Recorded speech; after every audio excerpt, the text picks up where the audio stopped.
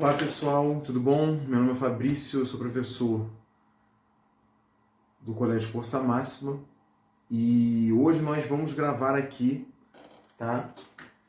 A crise do primeiro reinado. Ou seja, pegue sua apostilinha, capítulo 20 e vamos lá. Primeira coisa, gente, né? O que nós temos que fazer para poder entender melhor a crise do primeiro reinado? Nós temos que entender que o próprio processo de independência brasileiro, ele foi um processo marcado por profundas contradições, né? Ou seja, pensava-se uma coisa, só que aconteceu completamente diferente, tá? O que se pensava, primeiramente? Se pensava que o Brasil, enquanto país da América, a América, esse novo continente, a América, tá, que naquele momento, né, pelo menos era lido pelos europeus como um conjunto de novas possibilidades, tá, possibilidades, tá, de novos governos, possibilidades, tá, de novos regimes de trabalho, enfim, possibilidades de se estabelecer, né, estruturas políticas que pudessem trazer o ideal liberal consigo. O que é esse ideal liberal? Era aquele que falava contra a escravidão, era aquele que falava, né, por uma liberdade política, era aquele que falava em limitar os poderes, né, em repartir os poderes em três, em executivo, legislativo e judiciário. É o ideal que fala de igualdade, liberdade e fraternidade. É o ideal, né, que fomentou, né, que deu força, ao processo de independência dos Estados Unidos, à Revolução Francesa, à Revolução de São Domingos no Haiti. Tá? Então, esse ideal que também quebrou o pacto colonial, né, que por conta dessa relação muito tensa com qualquer tipo de tirania, de controle, tá? A colonização também já não estava mais na moda para o liberalismo. Então, quando o Brasil ele se torna independente, ele se torna com grande apoio da elite brasileira, né? Essa elite que vinha experimentando o fim do exclusivo colonial, já desde 1808, a família real ela chega aqui e abre os portos às nações amigas. E havia um receio danado, porque as cortes portuguesas, né, lá na Revolução Liberal do Porto, elas queriam uma liberdade, né, elas tinham, como mesmo diz o nome, Revolução Liberal, mas só para Portugal. Né? Quando se falava de Brasil, aí o buraco era muito mais embaixo. Né? O Brasil era a condição necessária para que a burguesia portuguesa pudesse se favorecer e se desenvolver. Como? Voltando com o exclusivo colonial, voltando com o pacto colonial. Só que se o Brasil voltasse com o pacto colonial, né, os comerciantes brasileiros, essa elite brasileira que estava vendo o mercado crescer, né, diante, na sua frente, que estava vendo uma maior dinamização das relações comerciais acontecer, ia perder tudo, e tudo isso ia por água abaixo.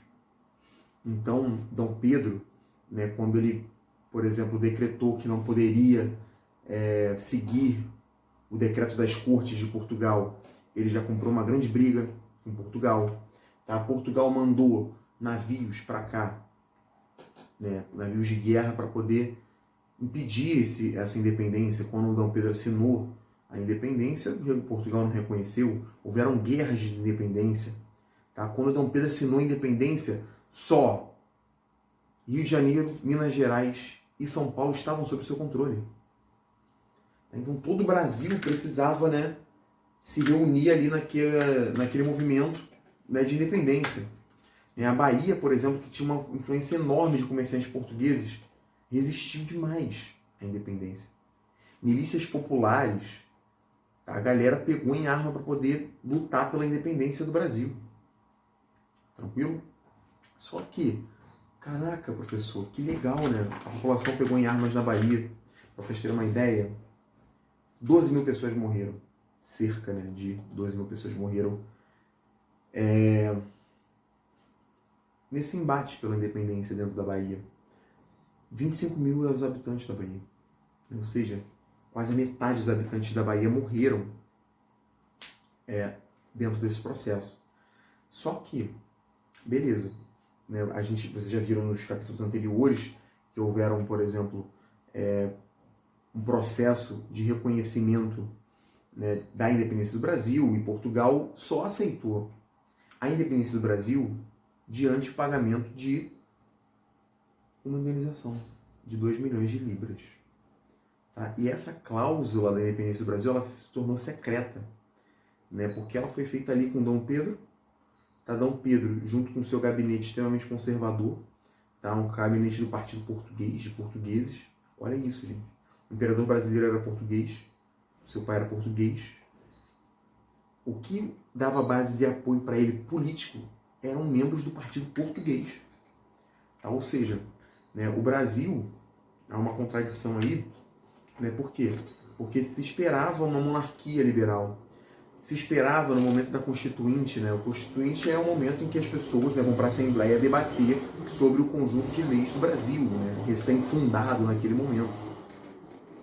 Esperava-se, né, o debate sobre uma república, como quase todos os países, se não todos, tá? Minha memória está falhando agora, formaram uma república aqui na América. Todos os nossos irmãos americanos. Tá? Então, gente, o Brasil se tornou uma monarquia, governada por um português, com grande apoio do Partido Português. Pagou indenização para Portugal, porque, veja bem, Portugal dizia que houve, tá, perdas dentro da Guerra de Independência, ou seja, o Brasil lutou, também teve perdas, e teve que pagar as perdas que Portugal teve aqui. E essa cláusula, como eu disse, ela foi mantida secreta, tá, até ali meados dos anos 20 do século XIX. Enfim, o Partido Brasileiro já estava muito bolado com Dom Pedro, sem dúvida nenhuma. A ala mais radical do Partido Brasileiro, mais ainda. Isso vocês viram no capítulo 19, nessa configuração política, quais eram os interesses de cada um. Dê uma olhada lá se vocês não se lembram. Se vocês não se lembram. Dom Pedro, gastando dinheiro público com o poder moderador, né? O poder moderador ele estava acima dos 3 poderes da Constituição. Você tem o legislativo, onde debatem propostas políticas, tá? Você tem o judiciário, tá? Onde se garante que a Constituição está sendo seguida, né? Porque a Constituição tem que estar acima de todo mundo. E o executivo, que executa, o que dá a última palavra ali, a última canetada, tá? Na letra da lei. Só que no Brasil tinha um poder moderador, né? Que só o imperador podia usar esse poder e ele controlava os outros 3 poderes. Ele tinha o poder de dissolver a Assembleia. Ele tinha o poder de trocar ministérios. Ou seja, ele tinha um poder absoluto. Mais uma contradição, tá, do que estava acontecendo no mundo naquele momento. Tá? Isso não quer dizer que não houveram contradições em vários países. Houveram. Tá? A América Latina é um país até hoje que luta, né, por uma maior igualdade, né, por uma menor desigualdade social. Tá? Mas aqui no Brasil elas foram gritantes.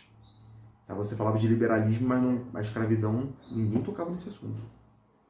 Ah, mas os escravizados lutaram na Guerra de Independência. Se o imperador brasileiro pagou uma indenização por isso, ele não está nem aí para a luta e pelas mortes que aconteceram.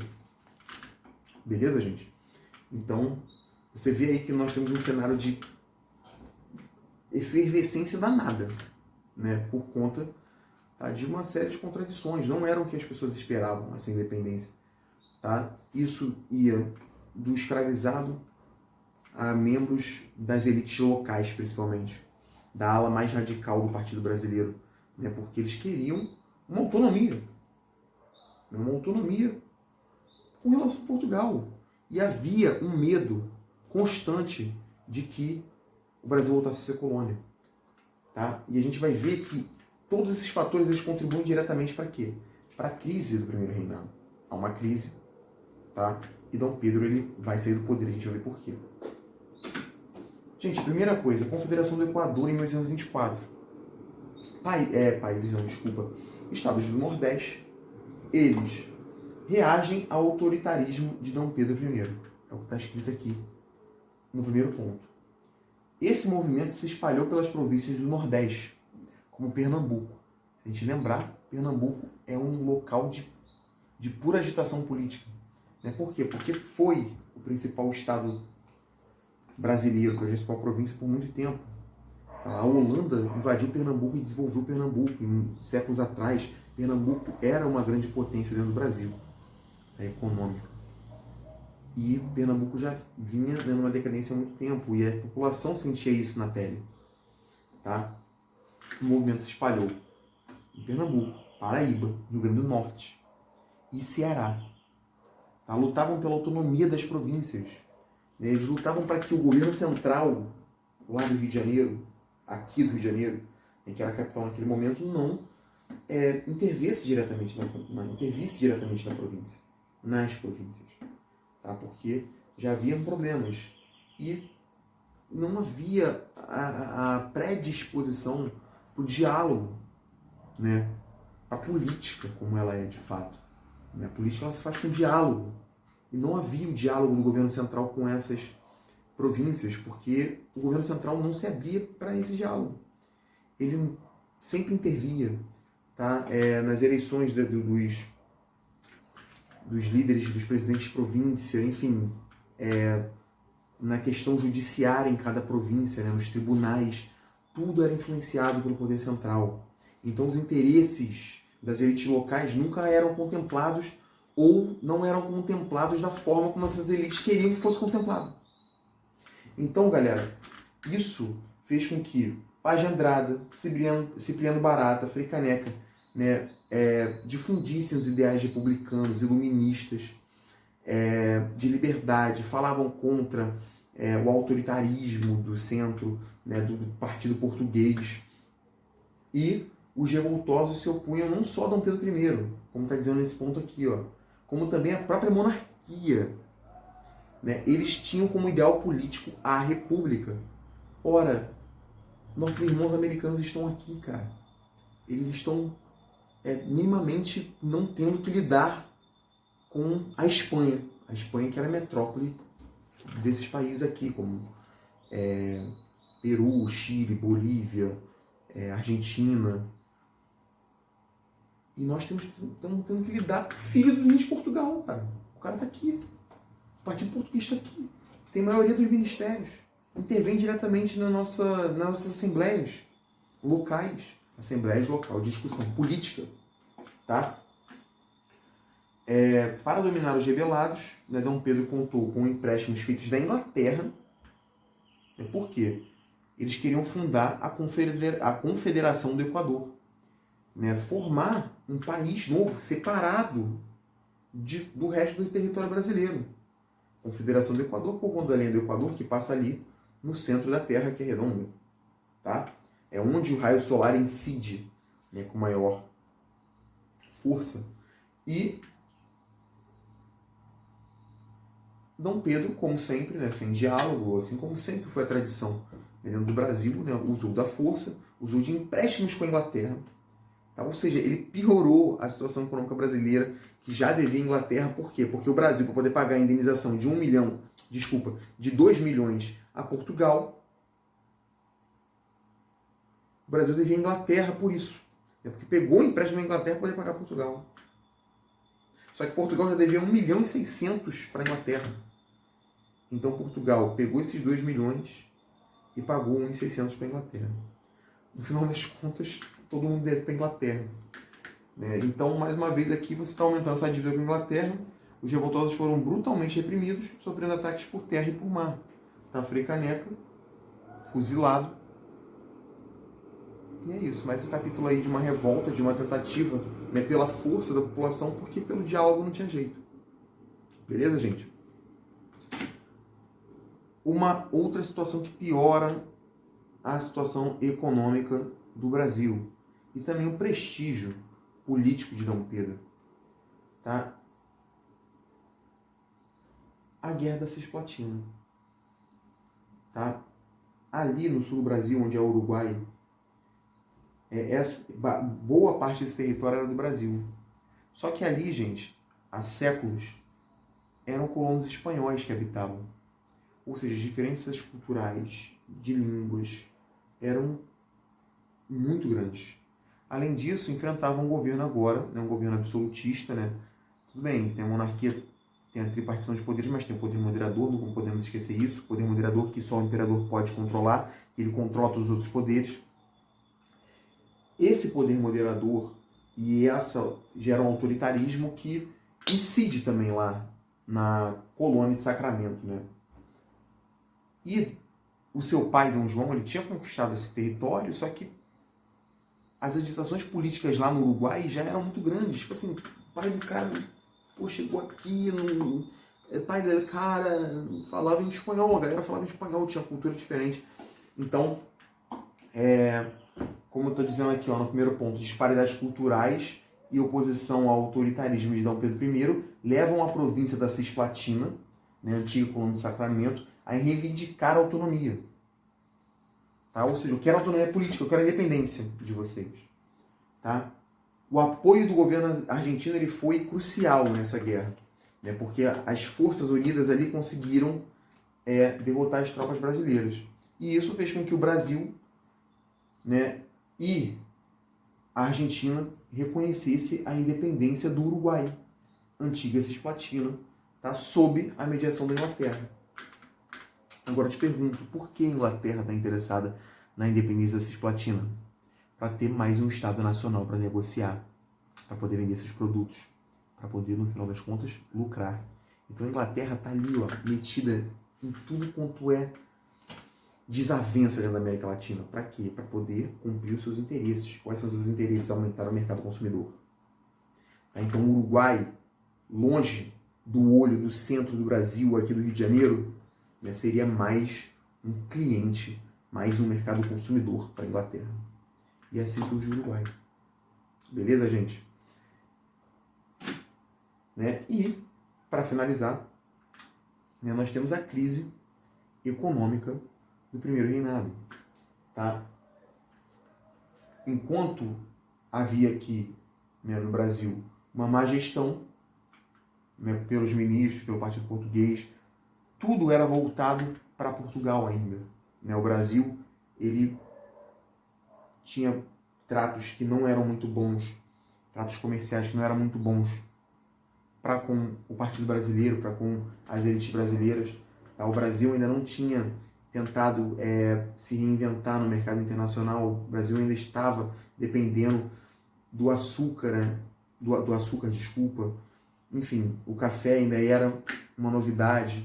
Tá? Então, o que acontece? A falência do Banco do Brasil, em 1829, após o pagamento da indenização pela independência imposta por Portugal.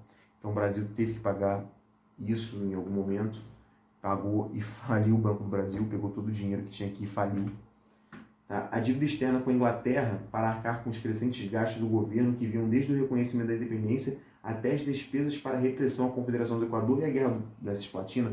Então, o cara está pegando empréstimo da Inglaterra para poder o quê? Sufocar movimentos sociais lá no Nordeste. E também pegou empréstimo para poder o quê? Sufocar, né, lá a Cisplatina, não deu certo nesse caso, ou seja, perdeu dinheiro. Além, é claro, de pagar a independência. Beleza? Enfim, continuando, né, havia também a baixa arrecadação alfandegária decorrente da renovação dos tratados de 1810 com a Inglaterra. Tá? O Brasil ele forma também um tratado com a Inglaterra, um tratado que mantinha, né, baixíssimas tarifas alfandegárias para os produtos ingleses. Ou seja, o produto inglês entra aqui e, na concorrência com o produto brasileiro, sempre vai vencer. Está entrando barato porque as tarifas alfandegárias estão baixas, ou seja, os impostos estão baixos. Né? Então, gente, isso fez com que a arrecadação do governo, né, com impostos diminuísse, porque a Inglaterra era o maior país que ofertava, né, produtos para o Brasil. Isso fez com que o Brasil não conseguisse impostos, porque comprava praticamente só da Inglaterra. Tá? E isso teve um efeito muito ruim, tá, para a arrecadação portuguesa. Portuguesa não. Portuguesa indiretamente, né? Porque o Brasil aqui estava dominado, né, por pessoas totalmente ligadas às cortes portuguesas. A concorrência internacional sobre dois principais produtos de importação, que era açúcar e algodão ainda. O açúcar da América Central era mais barato mais vantajoso para ser comprado do que o do Brasil, por exemplo. O algodão do sul dos Estados Unidos saía num preço muito melhor, tá? E isso fazia com que os comerciantes brasileiros penassem dentro desse mercado internacional. Era muito difícil concorrer e o governo brasileiro não ajudava. Tá? Pernambuco, que era um grande produtor de produtos, né, como a cana, não tinha apoio do governo. Por isso a Confederação do Equador, por isso a tentativa de separação, por isso a tentativa, né, de se rebelar, e por isso também foram duramente exterminados e massacrados violentamente, né, de uma forma totalmente apolítica, né? E a inflação, né? Tudo isso gera uma inflação, uma desvalorização monetária causada pela emissão descontrolada de papel moeda, ou seja, amadores, tá? Que fazem com que a moeda ela se enfraqueça, né? Porque há emissão de papel moeda. Você pega ali divisor e dividendo, né? Uma simples matemática aqui para vocês. Se eu tenho a mesma produção material, né, de riqueza, ou seja, estou lá produzindo cana, produzindo algodão, tirando madeira da natureza, produzindo ali as riquezas, tá, brutas do Brasil. E ao mesmo tempo eu tenho um papel moeda sendo emitido, eu estou aumentando o dividendo, porque você mede a riqueza de um país, o valor de uma moeda, através disso, né, das riquezas que você produz, né, sobre o dividendo, né, no caso, né, sobre o número de papel moedas que você tem. Se você está emitindo moeda, fazendo crescer isso, o seu dividendo está aumentando, então, e você não aumenta aqui, né, o divisor, né, o que vai ser dividido, né, você vai ter, né, menores partes dentro dessa divisão. Você vai ter um resultado menor, porque você está aumentando o dividendo. Então, por isso que há a desvalorização da moeda. As riquezas do Brasil elas estão se perdendo ao mesmo tempo que estão emitindo papel moeda. Isso faz com que, né, haja desvalorização da moeda.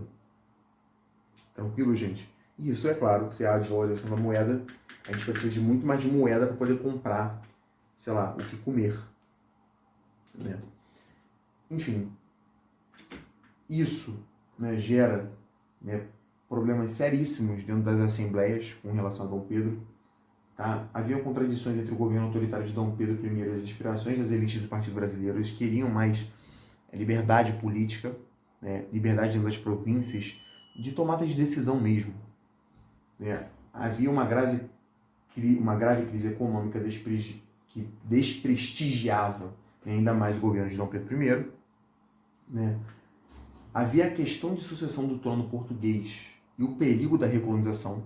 Dom João VI havia morrido, o seu pai, então as cortes exigiam que Dom Pedro voltasse, tá, para poder manter a dinastia de Bragança fortalecida.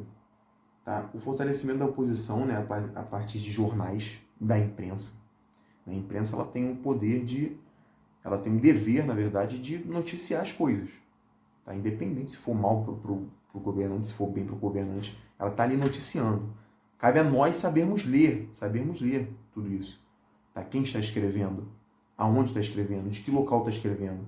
Tá? Tudo isso é muito importante. Tá? Porque não é todo mundo que faz jornalismo. É só aquele que é capaz de fazer. É aquele que assina o seu nome e que tem mecanismos, tá? Métodos estabelecidos, né? Parâmetros ali científicos para poder estabelecer ali o jornalismo, uma matéria de jornal. E isso era feito naquele momento, tá? Não como é feito agora. Hoje nós temos parâmetros muito mais bem elaborados, enfim. Tá? Isso tudo servia para que a opinião pública fosse contra Dom Pedro, porque, poxa vida, olha aí, a gente está pagando muito caro nos alimentos, tá? Nosso mercado está cada vez menos dinâmico, não conseguimos competir internacionalmente, enfim. Tá? E um dos jornalistas que era mais críticos a Dom Pedro era o Líbero Badaró, e ele foi assassinado em Minas Gerais. Dom Pedro visita Minas Gerais para ver o que está acontecendo e tal. Isso já infla pra caramba o Partido Brasileiro, porque a galera já, né, fala, caraca, o cara foi assassinado. A gente critica o cara pra caramba. Será que teve a ver com Dom Pedro? Ele foi para Minas Gerais. Quando ele volta, tá tendo uma festa, gente, na corte. Com bebida, comida pra caramba, a galera metendo dinheiro ali, ó, a rodo e o Brasil em crise. Aí os membros do Partido Brasileiro eles vão até essa festa e a porrada estanca. Noite das Garrafadas, como foi conhecido isso em 1831, ele foi ali o momento derradeiro do Império de Dom Pedro I, porque o bicho pegou, não dava mais, não tinha mais ambiente político para ele ficar ali, garrafa voou para tudo quanto é lado, e garrafa quebrando, por isso foi conhecido como Noite das Garrafadas, tá? Isso fez com que ele demitisse o Ministério Brasileiro, ele acabou com o Ministério Brasileiro, tá? Que era um ministério, né? Os ministros eles servem ali, né? Como um braço do poder executivo dentro seja de república, seja de monarquia, que toma decisões muito sérias com relação ao país, né? E o Ministério Brasileiro, que tinha membros do Partido Brasileiro nele, foi dissolvido, né? Como uma forma de retaliação a essa Noite das Garrafadas. Então, ou seja, mata o jornalista, os caras vêm, mata o jornalista e faz uma festa. Não quer dizer que o Dom Pedro matou o jornalista, mas morreu um cara muito importante para o Partido Brasileiro. Tem uma festa, o Partido Brasileiro fica bolado, vai lá. Aí o Dom Pedro fica mais bolado ainda, acaba com o Ministério do Partido Brasileiro, tá? Enfim, as tensões eram tão grandes, e o pai dele tinha morrido, né, claro, né, que em 1831 Dom Pedro abdica do trono em favor de seu filho, que só tinha 5 anos, tá?